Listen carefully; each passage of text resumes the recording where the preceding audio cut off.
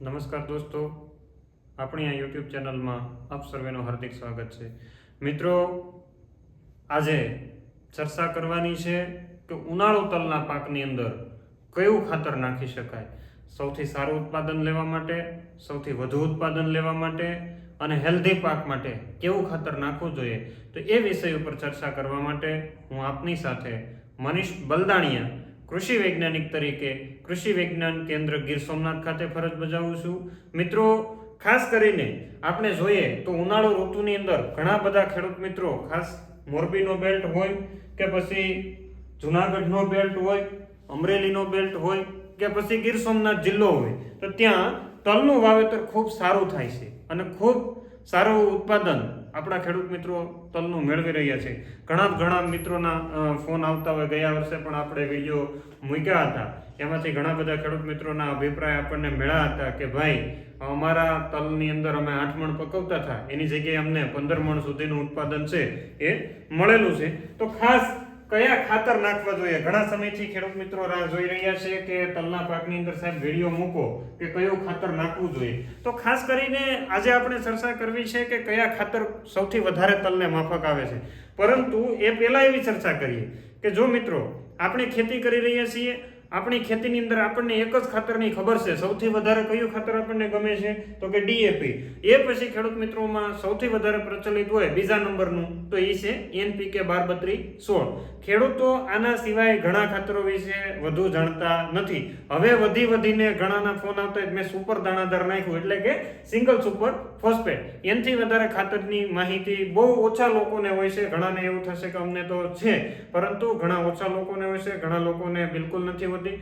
પરંતુ આજે આપણે ચર્ચા કરવી છે કંઈક અલગ પ્રકારના ખાતરની ચર્ચા કરવાની છે. કારણ કે મિત્રો, ડીએપી નાખીને થાકી ગયા છીએ, 12-32-16 નાખીને થાકી ગયા છીએ. તો એના ઓપ્શનમાં આપણે કયું ખાતર નાખવું જોઈએ, તો આજે તલના પાકના ખાતર વ્યવસ્થાપનની સ્ટેપ બાય સ્ટેપ થોડું આપણે લાંબુ લેશું, પરંતુ કેમ એસએસપી જરૂરી છે એની ચર્ચા આપણે કરવાની છે. તો એસએસપી આપણે નાખવાનું છે 1 વીઘાની અંદર 25 કિલો 16 ગુઠાના વીઘાની અંદર એસએસપી નાખવાનું છે. હવે એસએસપી ની અંદર ખાસ કેમ તમને એવું લાગે કે સાહેબ ડીએપી નાખવાની ના પડે અને એસએસપી ની કેમ ભલામણ કરી રહ્યા છે, તો એસએસપી ની ભલામણ એટલા માટે છે કે એસએસપી ની અંદર 16% ફોસ્ફરસ હોય, કેલ્શિયમ છે એ 18% જેટલું હોય અને સલ્ફર છે એની અંદર 12% જેટલું હોય છે. એટલે આ ત્રણેય પોષક તત્વો આપણા એસએસપી ખાતરની અંદર હોય છે. જ્યારે ડીએપી નાખો તો ડીએપી ની અંદર નાઇટ્રોજન અને ફોસ્ફરસ બે જ આવે છે. 12-32-16 નાખીએ તો એની અંદર નાઇટ્રોજન, ફોસ્ફરસ ને પોટાશ આવે છે. એ સિવાય આપણે કંઈ નાખતા નથી. તો આપણી જમીનની અંદર તેલીબિયા વર્ગનો જે પાક છે તો એની અંદર ખાસ કરીને સલ્ફરની આવશ્યકતા સૌથી વધારે રહેતી હોય, તો આપણે એસએસપી એટલા માટે થેલી લઈ આવો, એની માથે લખેલું છે કે પૂરેપૂરું WS અને CS લખેલું છે. એનો મીનિંગ એવો થાય કે પાણીની અંદર દ્રાવ્ય છે અને સાઇટ્રિક એસિડની અંદર દ્રાવ્ય છે. જ્યારે આપણું જે એસએસપી છે, મોટા ભાગના તજજ્ઞોનું કહેવાનું એવું છે કે 90% થી લઈને 100% સુધી પાણી દ્રાવ્ય ખાતર છે કે પાણીની અંદર એસએસપી થી ઓગળી જતું હોય છે. મને ખ્યાલ છે ત્યાં સુધીની માહિતી તમારા સુધી પહોંચાડવાનો પ્રયત્ન કરીશ.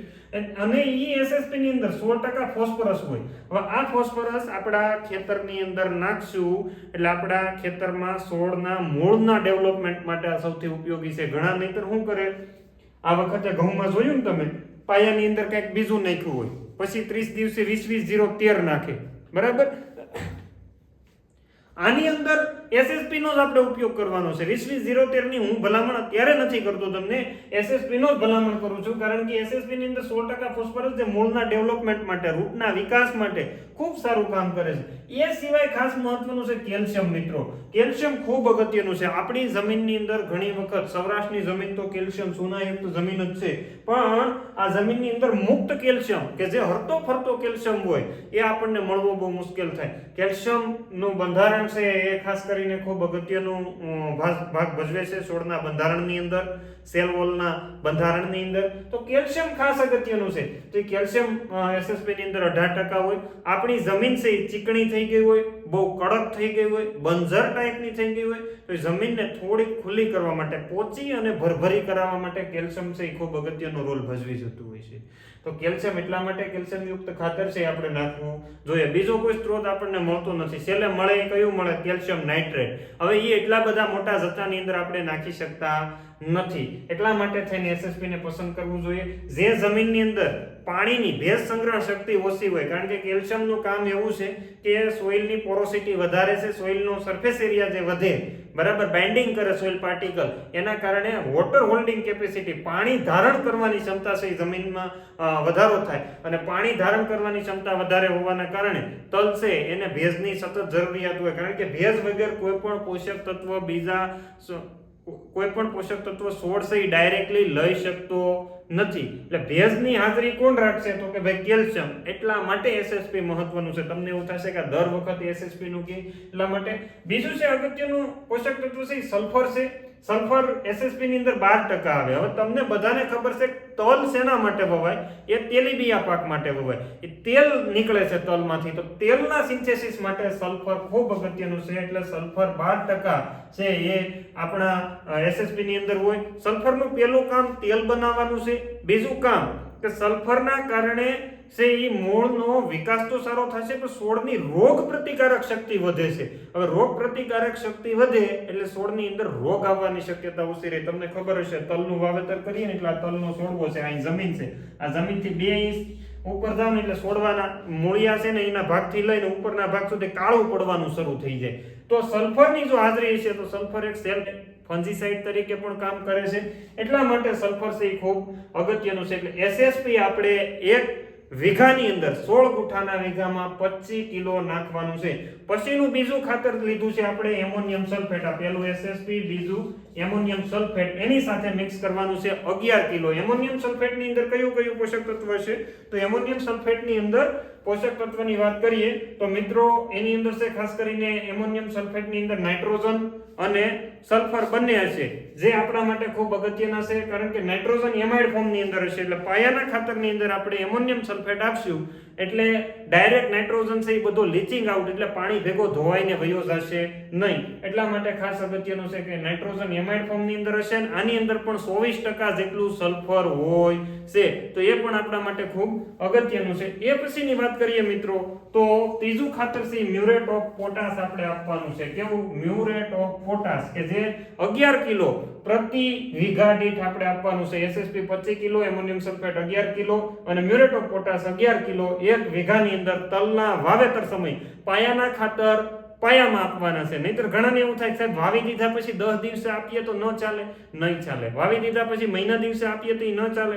નહીં ચાલે, કારણ કે બિલ્ડિંગ બનાવીએ ત્યારે પાયો પછી જમીનમાં જ હોવો જોઈએ. બિલ્ડિંગ બની ગયા પછી એને ધક્કો મારીને પાયો ખોદી શકાતો નથી. એટલે સાવ દેશી ભાષાની અંદર પાયાનું ખાતર પાયામાં નાખી દેવાનું છે. એટલે ખાસ તમારા મુદ્દો ધ્યાને રાખવાનો છે. ગયા વર્ષના અમારા જે તલના ખેડૂતો છે એ એવું કહે છે કે જે ઓર્ગેનિક ખાતર, તમને માહિતી ડિસ્ક્રિપ્શન બોક્સમાં અથવા અહીંયા આપેલા નંબર ઉપરથી મળી જશે કે ઈ કયું એવું ઓર્ગેનિક ખાતર. યાદ રાખજો, આ દુનિયા ઓર્ગેનિકના નામે ઘણું ગોળ ગોળ ઘુમાવી જતી હોય, પણ એ કયું ઓર્ગેનિક ખાતર કે જેના કારણે તલનો છોડ છે સ્ફૂર્તિવાળો નીકળે, તાકાતવાળો ઉગે, તો એના માટે ઓર્ગેનિક ખાતર વીઘે 2 કિલો નાખવાનું છે.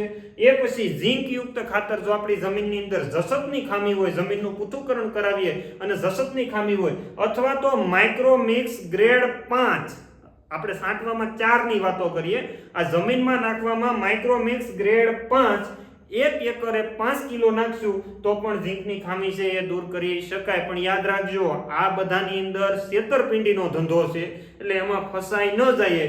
તો ઝીંક નાખવું હોય તો ઝીંક 2 કિલો નાખી શકાય, અથવા તો માઇક્રોમિક્સ ગ્રેડ 5 જે છે એ એકરની અંદર આપણે 5 કિલોની બેગ જે આવે છે એનો ઉપયોગ કરી શકાય. પણ ઓર્ગેનિક ખાતર નાખવાનું તલ બનાવવા હોય તો ભૂલતા નહીં, કારણ કે આ ઓર્ગેનિક ખાતરનું કામ વજન પૂરવાનું છે. વજન જેટલો સારો, નહીતર તલ મોટા થાય પણ એનું વજન ન આવે તો કોઈ કામનું નથી. પછીની વાત છે ચૂનો. મિત્રો ઘણા બધા ખેડૂત મિત્રો પોતપોતાના અનુભવો રજૂ કરતા હોય, એમાંનો એક અનુભવ મેં ગયા વર્ષના એક ખેડૂતનો લીધો હતો કે જ્યારે તલનું વાવેતર કરે ત્યારે એમની સાથે સૂનો પણ ખાતર સાથે આપે છે અને સૂનો છે એ ખેડૂતને ખૂબ ઉપયોગી સાબિત થયો તો ઉગાવાથી લઈ અને જ્યાં સુધી એને હાર્વેસ્ટ કર્યું ત્યાં સુધી સૂનાનો ખૂબ ફાયદો થયો હતો, કારણ કે સૂનો એટલે કેલ્શિયમ કાર્બોનેટ, કાર્બન પણ મળે અને કેલ્શિયમ પણ મળે જે આપણી જમીનને પોચી અને ભરભરી રાખી શકે. તો વીઘે 2 કિલો ચૂનો કદાચ નાખવો પડે તો એમાં કઈ ખોટી વાત નથી. કદાચ નાખવાનું થાય તો ખાતરો સાથે મિક્સ કરી અને નાખી શકાય. એટલા ખાતર છે આપણા તલના પાકની અંદર આપવાના છે, આપણા માટે ખૂબ અગત્યનું છે. બીજું મિત્રો, જે લોકો એક તમને એક નાનકડી વાત કરવાની છે, જે લોકો પશુપાલન સાથે સંકળાયેલા છે અને પશુપાલન કરી રહ્યા છે તો એમના માટે સતત લીલો ચારો અને ખાસ કરીને ઉનાળુ ઋતુની અંદર ઓછા પાણીએ થતો લીલો ચારો એટલે કે કાળી જુવાર જે 31 નંબરની જાત આવે છે, ખૂબ સારો ચારો આપે છે, 10 જેટલા વાઢ આપે છે અને એ જુવાર આપણા પશુઓને ખૂબ સારી ફાયદાકારક થશે. તો એ જુવાર માટે અહીંયા આપેલો અમારો કોન્ટેક્ટ નંબર છે, એ કોન્ટેક્ટ નંબર ઉપર કોન્ટેક્ટ કરજો એટલે તમને ત્યાંથી માહિતી એમની છે મળી જશે. 1 વીઘાની અંદર 4 થી 5 કિલો બિયારણનું વાવેતર કરશું તો 1 વીઘો સફિશિયન્ટ થઈ જતું હોય. હું તો કહું ઝાઝું નહીં, પણ 1 કિલો જુવારનું વાવેતર કરી અને આપણા પશુને સારો સતત મળી રહે એવો પ્રયત્ન આપણે કરવો જોઈએ. બીજી વાત કે જે લોકો ઓર્ગેનિક ખેતી કરે છે, તલનું ઓર્ગેનિક પ્રાકૃતિક ખેતી કરે છે તો એના માટે પણ ખૂબ અગત્યનું છે ઘન જીવામૃત. શું? 1 એકરે 400 કિલો જેટલું ઘન જીવામૃત જો વાવેતર સમયે આપવામાં આવે તો એ પણ ખૂબ સારું ઉત્પાદન આપે છે.